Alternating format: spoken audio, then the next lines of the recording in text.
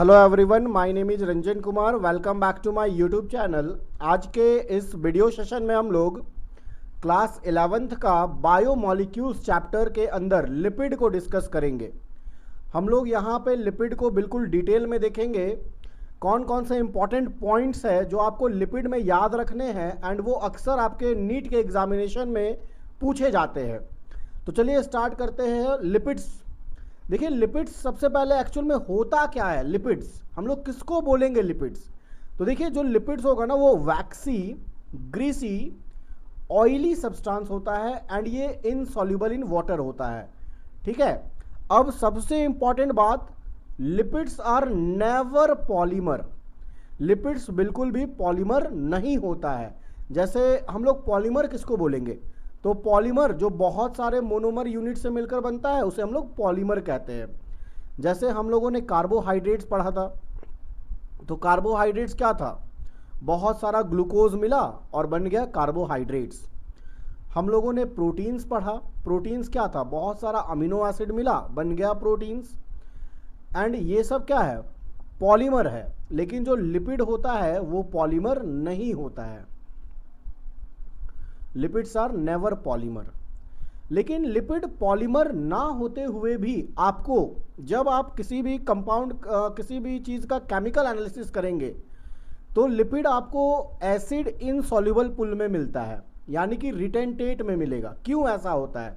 तो इस क्वेश्चन का जो आंसर है ना वो मैंने बायोमॉलिक्यूल्स का जो फर्स्ट लेक्चर है उसमें दिया हुआ है कि लिपिड्स पॉलीमर नहीं है, फिर भी आपको ये एसिड इनसॉल्युबल में मिलता है। तो उसके लिए ये फर्स्ट वीडियो को प्रिफर करेंगे।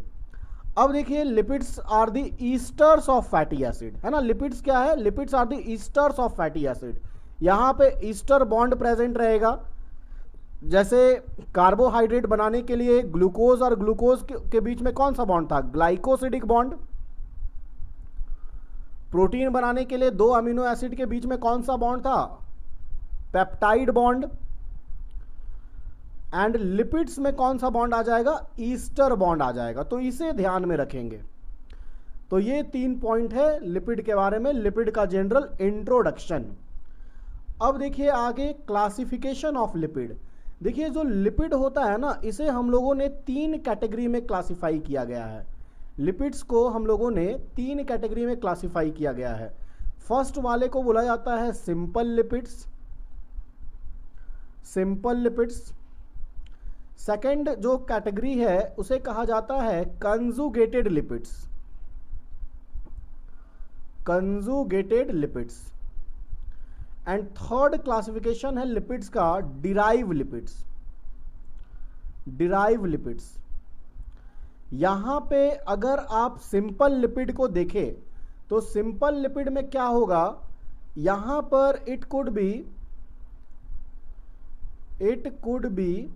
simply a fatty acid and glycerol। यहां पे फैटी एसिड और ग्लिसरोल होगा इन अ सिंपल लिपिड। एंड अगर आप कंजुगेटेड लिपिड को देखेंगे ना, कंजुगेटेड मतलब होता है ना कि यहां पे कुछ लिपिड पार्ट के साथ कुछ नॉन लिपिड पार्ट भी जुड़ा हुआ है। लिपिड पार्ट के साथ कुछ नॉन लिपिड पार्ट भी यहाँ पे जुड़ा हुआ है, तो इसे हम लोग बोलेंगे lipid plus non lipid part. And इसका बहुत इंपॉर्टेंट एग्जांपल जो एनसीईआरटी में गिवन है उसे कहता है लेसाइथीन, है ना। लेसाइथीन एक तरीके का कंजुगेटेड लिपिड है। एंड ये लेसाइथीन क्या है? फॉस्फोलिपिड के अंदर आता है। ये फॉस्फोलिपिड है ना, जो सेल मेम्ब्रेन का कंपोनेंट होता है फॉस्फोलिपिड, वो एक कंजुगेटेड लिपिड है। एंड डिराइव लिपिड के अंदर, इसके अंदर जो आप लोग एग्जाम्पल पढ़ेंगे कोलेस्टेरॉल का, है ना। कोलेस्टेरॉल एक डिराइव लिपिड है। क्या होता है इसके बारे में, किसको हम लोग डिराइव लिपिड बोलेंगे? तो यहाँ पे कोई भी लॉन्ग चैन हाइड्रोकार्बन्स का लॉन्ग चैन प्रेजेंट नहीं होगा, बल्कि यहाँ पे फ्यूज्ड रिंग्स होगा, है ना। तो इसको हम लोग लिख देते हैं this do not have a long chain of hydrocarbons,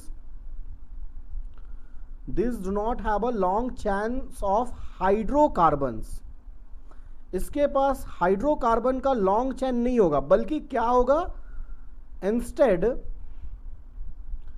have fused rings. वैसे अभी हम लोग आगे कोलेस्ट्रॉल का स्ट्रक्चर देखेंगे डिराइव लिपिड के अंदर, तो यही क्लासिफिकेशन है लिपिड का। लिपिड का 3 कैटेगरी है। First one is simple lipid, जहां पे fatty acid and glycerol. Second is conjugated lipid, यहां पे lipid plus non lipid part आ जाएगा, एंड डिराइव लिपिड। ये 3 कैटेगरी में लिपिड को क्लासिफाई किया गया है। अब देखिए इससे आगे हम लोग बढ़ते हैं सिंपल लिपिड, है ना। सबसे पहले हम लोग सिंपल लिपिड को देखते हैं। तो जैसे अभी हम लोग देखें कि जो सिंपल लिपिड होता है इसका कंपोनेंट क्या होता है। सिंपल लिपिड का क्या कंपोनेंट है, तो यहां पे हम लोगों ने देखा कि यहां पे ग्लिसरॉल होता है प्लस फैटी एसिड होता है, ठीक है। ग्लिसरॉल होता है और फैटी एसिड होता है। देखिए अगर हम लोग ग्लिसरॉल का स्ट्रक्चर को बनाए तो बहुत इजी है ग्लिसरॉल का स्ट्रक्चर बनाना और इसको याद रखना। यहां पे क्या होता है ना, यहां पे 3 कार्बन होता है, ठीक है, 3 कार्बन होता है और यहां पे 3 हाइड्रोक्सिल ग्रुप होता है,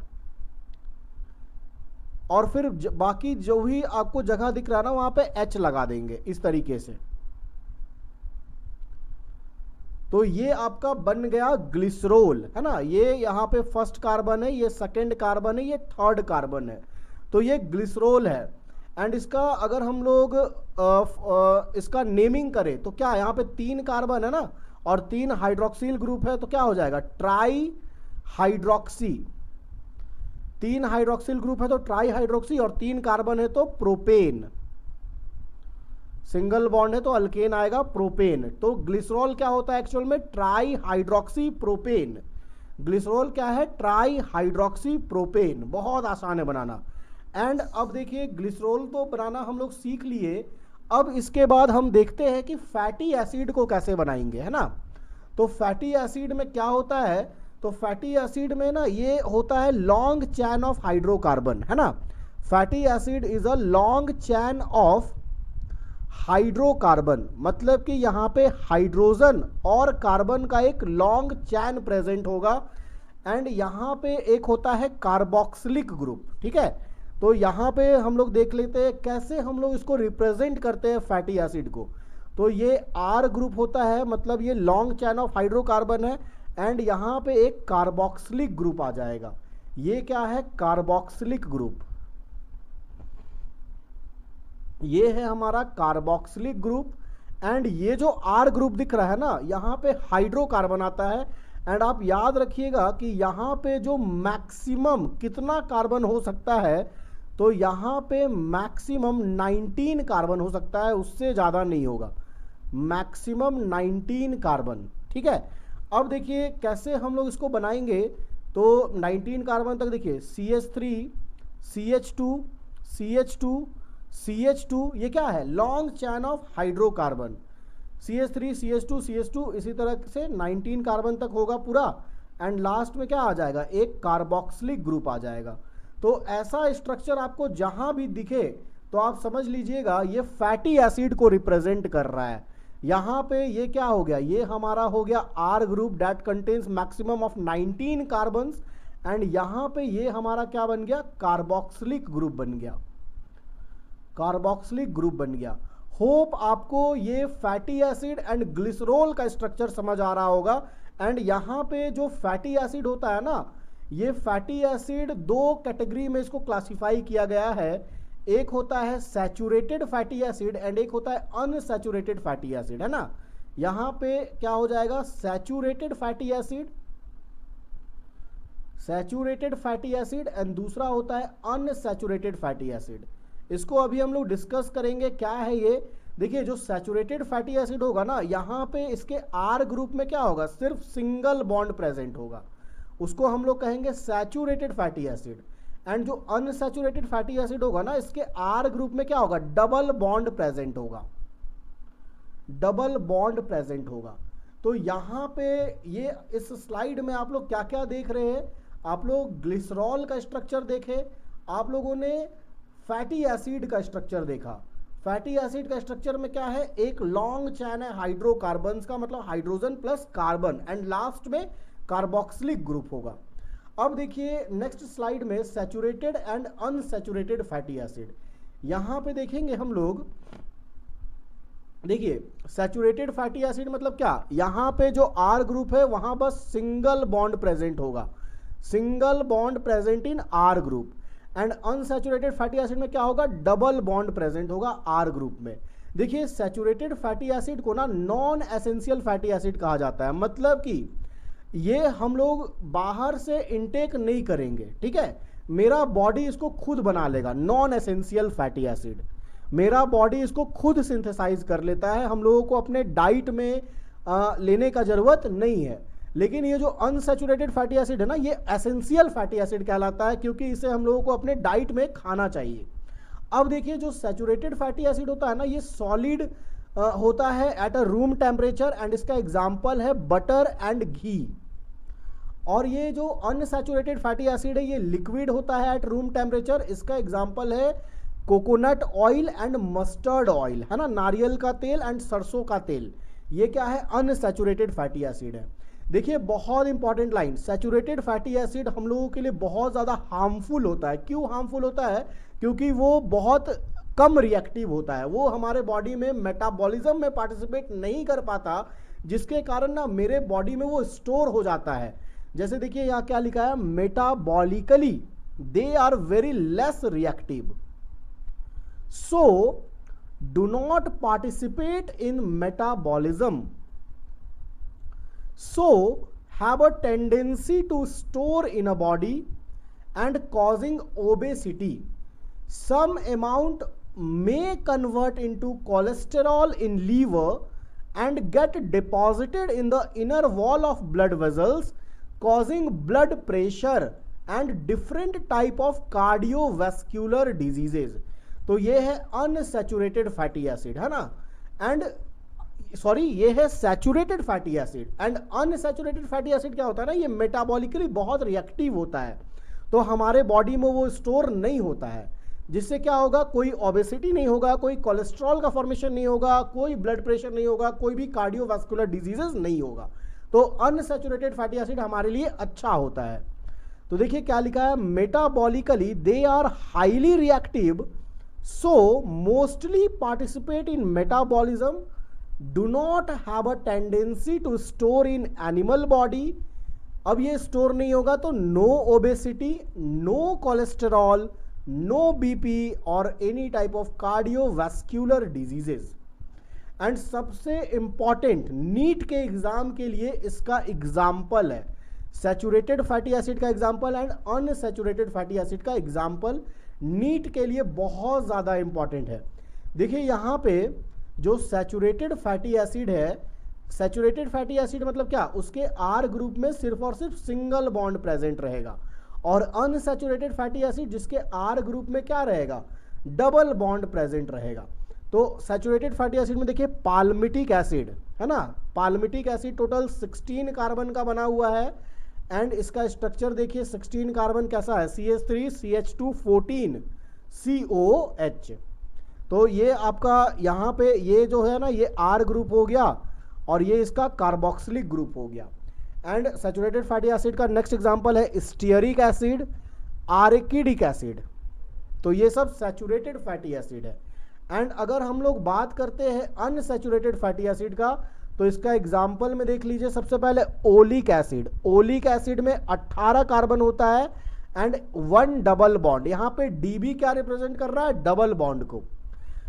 अनसैचुरेटेड फैटी एसिड का नेक्स्ट एग्जाम्पल है linoleic acid, 18 carbon and 2 double bond. Next example linolenic acid, 18 carbon and 3 double bond. Last example है arachidonic acid, 20 carbon and 4 double bond. Hope आपको saturated fatty acid, unsaturated fatty acid का concept clear हुआ होगा। चलिए हम लोग आगे बढ़ते हैं। देखिए यहाँ पे जो ट्रू फैट्स होता है ना, ट्रू फैट्स में क्या होता है, ग्लिसरॉल होता है और फैटी एसिड होता है। तो यहाँ पे ये जो ट्रू फैट्स है, ग्लिसरॉल और फैटी एसिड, इसको 3 कैटेगरी में क्लासिफाई किया गया है।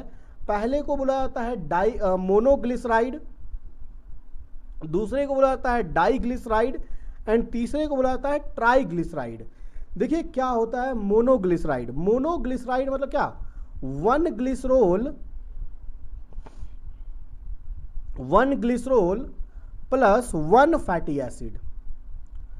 और ग्लिसरोल और फैटी एसिड के बीच में जो बॉन्ड बनेगा वो कौन सा बॉन्ड होगा, ईस्टर बॉन्ड होगा। ठीक है, तो देखिए इसका स्ट्रक्चर कैसे बनता है मोनोग्लिसराइड का। तो सबसे पहले हम लोग एक ग्लिसरॉल को बना लेते हैं। ग्लिसरॉल बनाना अभी हम लोगों ने सीखा था, 3 कार्बन होगा और 3 हाइड्रोक्सिल ग्रुप होगा, H H H H H। ये क्या बन गया, ये बन गया हमारा ग्लिसरॉल। तो एक ग्लिसरॉल बन गया ना इधर। और अब हम लोगों को एक फैटी एसिड बनाना है। तो फैटी एसिड कैसे बनेगा, मान लीजिए यहां पे हो गया R ग्रुप है ना, जहां 19 कार्बन मैक्सिमम हो सकता है, एंड यहां पे आ जाएगा एक कार्बोक्सिलिक ग्रुप है ना। तो यहां पे क्या हो जाएगा C double bond O OH। ये बन गया क्या, फैटी एसिड है ना।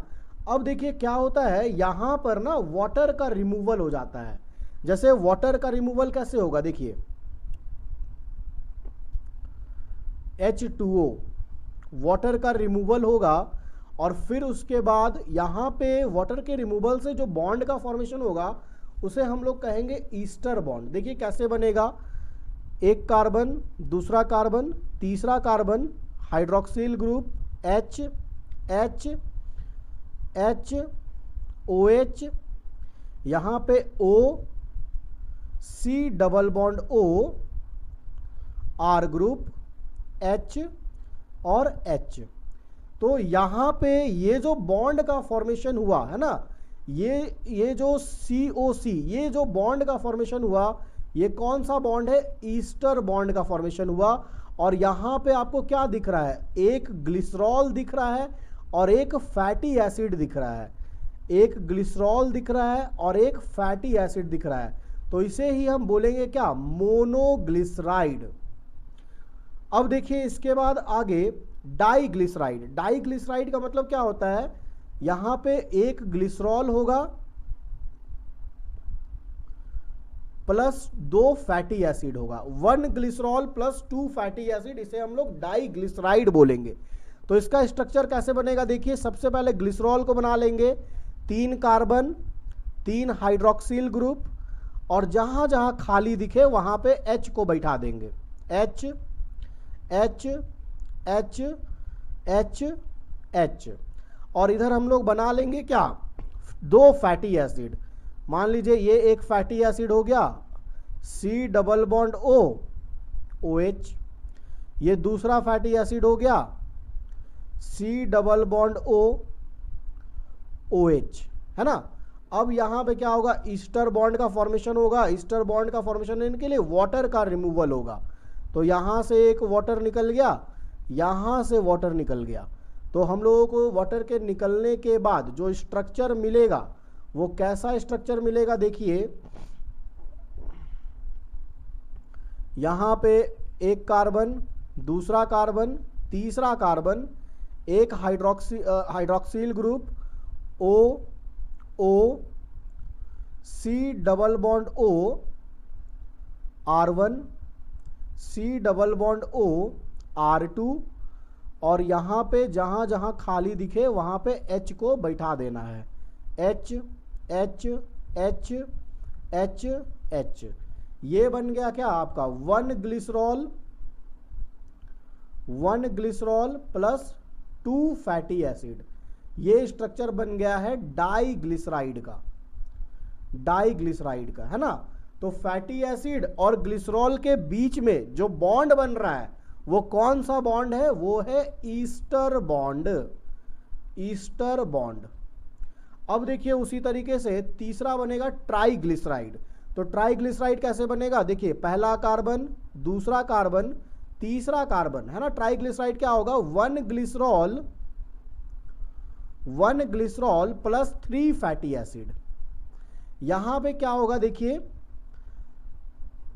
इधर OH, इधर OH, इधर OH, जहां जहां खाली दिखे वहां H को बैठा देना है इस तरीके से। और फिर यहां पे हम लोगों को 3 फैटी एसिड बनाना है, R1 COOH, R2 COOH, R3 COOH। अब यहां पे एक ग्लिसरॉल और 3 फैटी एसिड बन गया।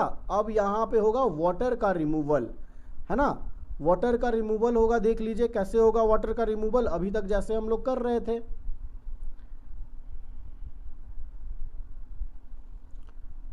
तीन ईस्टर बॉन्ड का फॉर्मेशन हो जाएगा। ये रिमूव हो गया। इसके रिमूव होने के बाद जो रिजल्टेंट स्ट्रक्चर हम लोगों को मिलेगा, कैसा स्ट्रक्चर मिलेगा देखिए, एक कार्बन, दूसरा कार्बन, तीसरा carbon, C double bond O R1, C double bond O R2,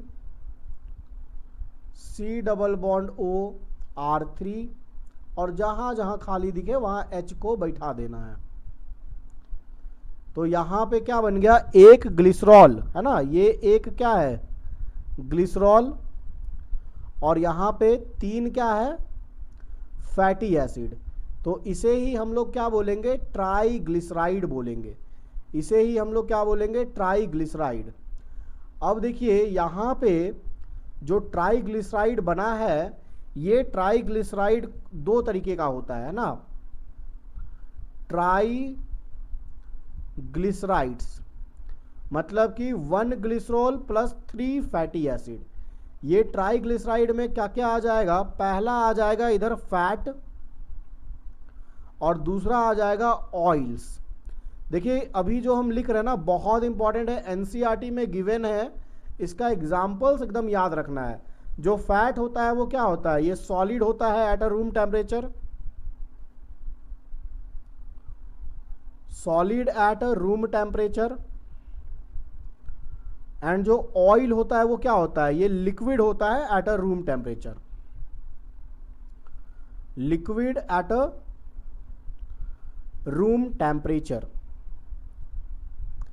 and इसके बाद जो फैट होता है, फैट का हाई मेल्टिंग पॉइंट होता है, हाई मेल्टिंग पॉइंट। एंड ये जो ऑयल होता है इसका क्या होता है, लो मेल्टिंग पॉइंट। और सबसे इंपॉर्टेंट एनसीईआरटी में गिवन है फैट के अंदर जो एग्जाम्पल, वो है बटर एंड घी, और ऑयल के अंदर जो एग्जाम्पल है वो है वेजिटेबल ऑयल, वेजिटेबल ऑयल, और दूसरा एग्जाम्पल है जिंजली ऑयल, जिंजली ऑयल। तो यहां पे हम लोगों का जो सिंपल लिपिड है वो कंप्लीट होता है। हम लोगों ने अब तक पढ़ा कि सिंपल लिपिड में ग्लिसरॉल होगा और फैटी एसिड होगा, और सिंपल लिपिड में ही हम लोग क्या पढ़े, मोनोग्लिसराइड, डाईग्लिसराइड एंड ट्राईग्लिसराइड।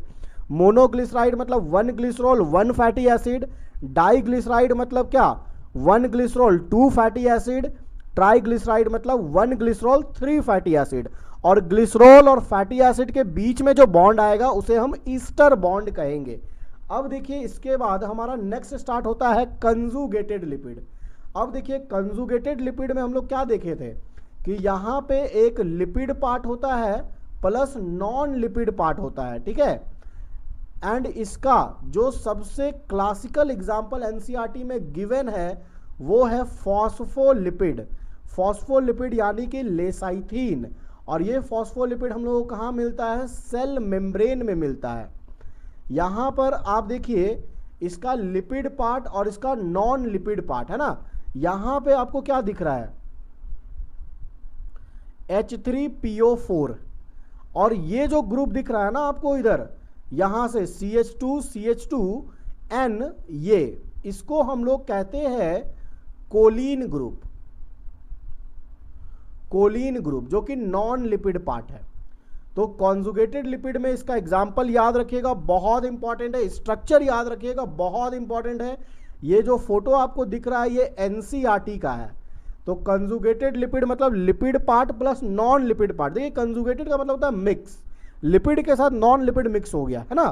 तो यहाँ पे phospholipid is a classical example of conjugated lipid. अब देखिए इसके बाद आता है डिराइव लिपिड। डिराइव लिपिड में आपको जो सबसे इंपॉर्टेंट एग्जांपल याद रखना है वो है कोलेस्टेरॉल का। देखिए ये कोलेस्ट्रॉल कैसे बनता है, एंड डिराइव लिपिड का मतलब क्या होता है कि यहाँ पे लॉन्ग हाइड्रोकार्बन का चैन नहीं रहेगा बल्कि रिंग रहेगा, यहाँ पे रिंग स्ट्रक्चर रहेगा। देखिए यहाँ पे जो डिराइव लिपिड में जो कोलेस्ट्रॉल है ना, कोलेस्ट्रॉल में कोलेस्ट्रॉल का स्ट्रक्चर में टोटल कितना कार्बन होता है, तो याद रखिएगा यहाँ पे टोटल 27 कार्बन प्रेजेंट रहेगा। एंड जो सेकेंड पॉइंट है इसके बारे में, फ्यूज्ड रिंग्स रहेंगे। देखिए सब रिंग एक दूसरे से जुड़ा हुआ है ना, तो फ्यूज्ड रिंग्स यहाँ पे रहेगा। एंड ये जो कोलेस्ट्रॉल का जो प्रीकर्सर है वो एसिटिक एसिड होता है, तो याद रखिएगा precursor of cholesterol, precursor of cholesterol is acetic acid. Cholesterol का जो प्रीकर्सर है वो एसिटिक एसिड होता है, एंड ये कोलेस्ट्रॉल का जो सिंथेसिस होता है वो कहाँ होगा, लीवर में होगा। It is synthesized in liver. तो ये 4 पॉइंट है कोलेस्ट्रॉल के अंदर, याद रख सकते हैं आप लोग। एंड यहाँ पे ये कोलेस्ट्रॉल का एनसीईआरटी का स्ट्रक्चर है ना, एनसीईआरटी में ये स्ट्रक्चर गिवन है जो यहाँ पे आपको अभी आपके स्क्रीन पर दिख रहा है। देखिए यहाँ पे कितना फ्यूज रिंग है, 1 2 3 4 है ना, 4 फ्यूज रिंग है यहाँ पे। यहाँ पे एक CH3 हो गया, यहाँ पे एक CH3 हो गया, इधर एक CH3 हो गया, और इधर CH3 है और इधर CH3 है। तो टोटल कितना 1 2 3 4 5। तो ये आपका कोलेस्ट्रॉल का स्ट्रक्चर है। तो यहाँ पे हम लोगों का जो लिपिड होता है वो कंप्लीट होता है ना। यहाँ पे जितना चीज़ भी हम आपको बताए हैं वो सारा पॉइंट नीट के लिए बहुत ज़्यादा इंपॉर्टेंट है, तो हर चीज़ को ध्यान में रखिएगा।